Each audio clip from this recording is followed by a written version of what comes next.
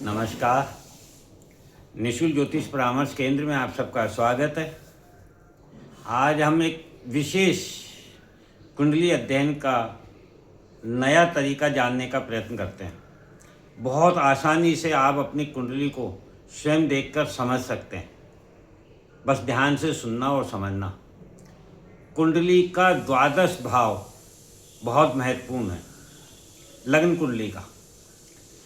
कुंडली का द्वादश भाव हमें बताता है कि हमने अपने पूर्व जन्म में जो त्याग किया है। द्वादश भाव का स्वामी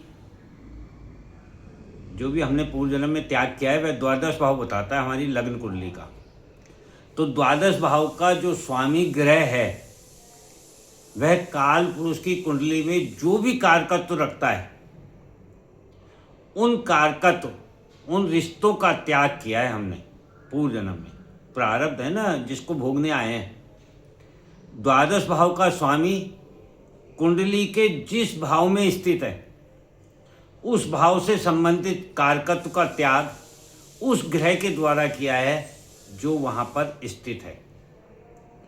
उदाहरण से समझते हैं। एक मिथुन लग्न की कुंडली है तो उसका द्वादश भाव वृष राशि का होगा 2 नंबर।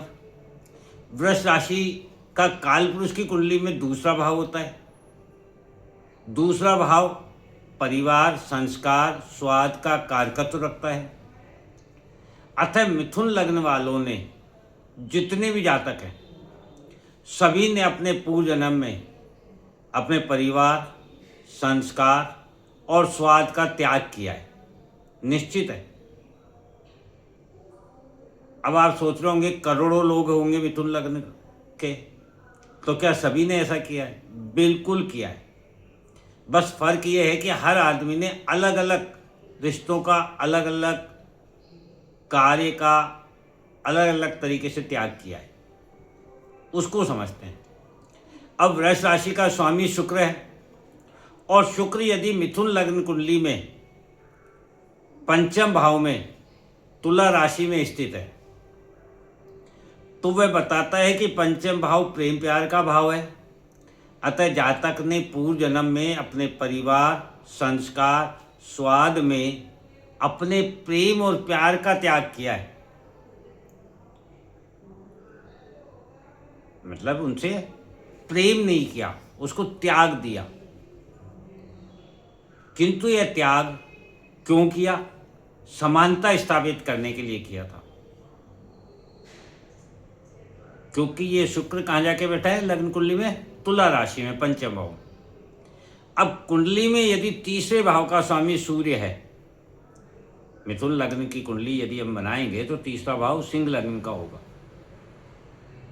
और सिंह लग्न का स्वामी जो सूर्य है वह भी यदि मान लो तुला राशि में शुक्र के साथ पंचम भाव में स्थित हो लग्न कुंडली में, तो तीसरा भाव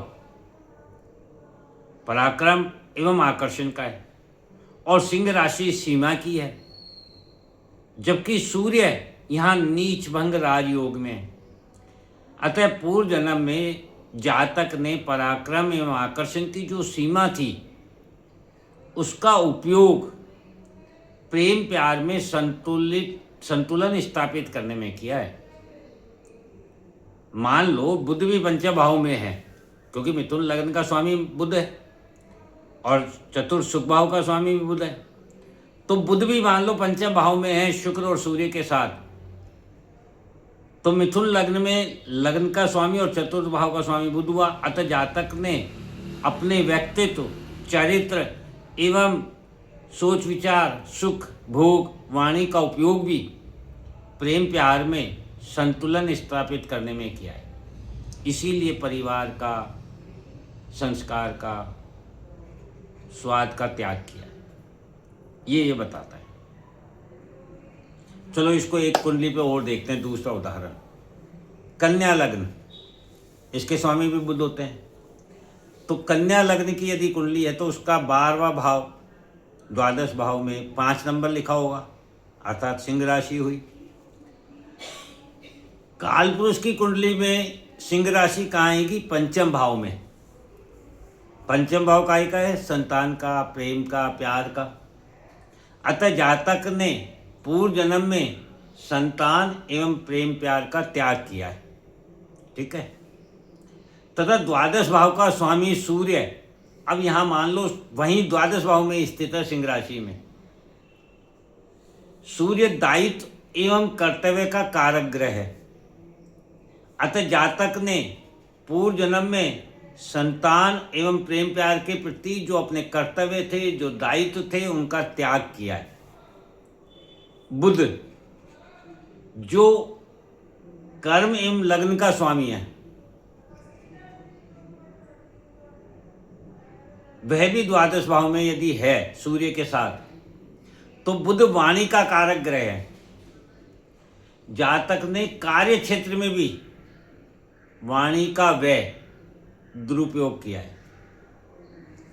इस जीवन में इसको कैसे सुधारा जाए, जिसके लिए हमने ये जीवन प्राप्त किया है, प्रारब्ध को ही तो काटने हम इस जीवन में आए हैं, तो इस जीवन में इसको कैसे सुधारा जाए, तो इसके लिए सुधारने के लिए हमें नवमांश देखना होगा। नवमांश में क्या देखेंगे? द्वादश भाव में जो राशि है अर्थात सिंह राशि और सूर्य बुध ग्रह की स्थिति।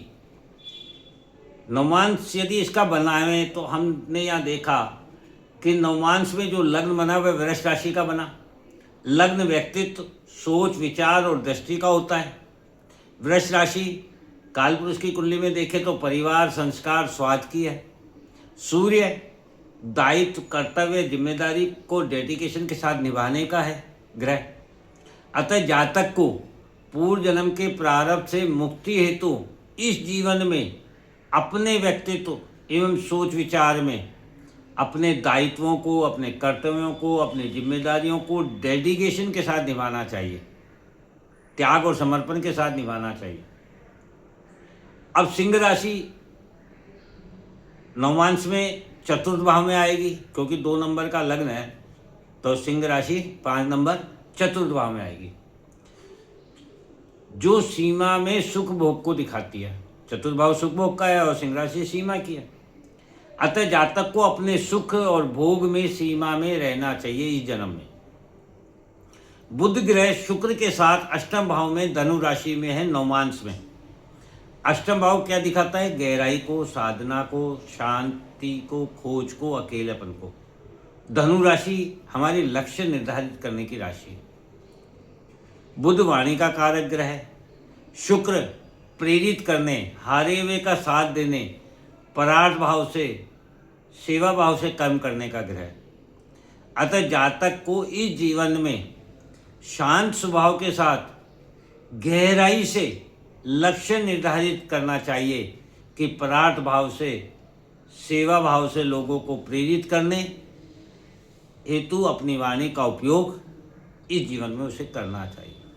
तो सूर्य, बुध और द्वादश भाव सिंह राशि तीनों का हल हो जाता है और प्रारब्ध से मुक्ति प्राप्त होती है।